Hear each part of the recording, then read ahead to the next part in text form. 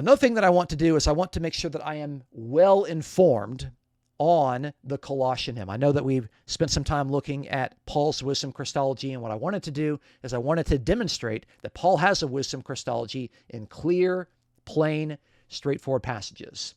But James Dunn, in his book, The Theology of Paul the Apostle, on page 269, says this in regard to Colossians 1:15-20, and also 1 Corinthians 8:6.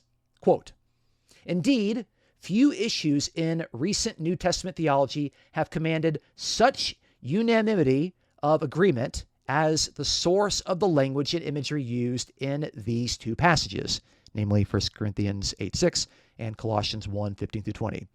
Dunn goes on. He says, by common consent, it was drawn from earlier Jewish reflection on divine wisdom. And he goes on, he says, what we have in these passages, in other words, are classic expressions of wisdom Christology. So they're in a standard textbook on Pauline theology.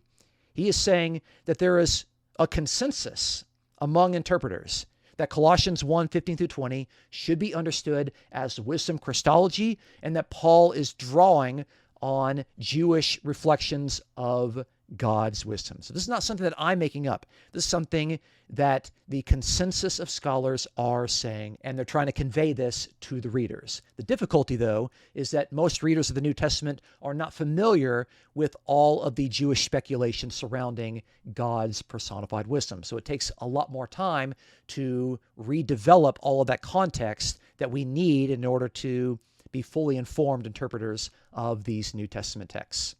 Prior to the writing of Colossians, and if Paul wrote Colossians, it's one of his later letters. Prior to the writing of Colossians, we have evidence of Pauline wisdom Christology in 1 Corinthians, 2 Corinthians, the epistle to the Galatians, and also to the Romans. These are massive letters. They're not insignificant small letters. They're not something small like Philemon, one chapter long.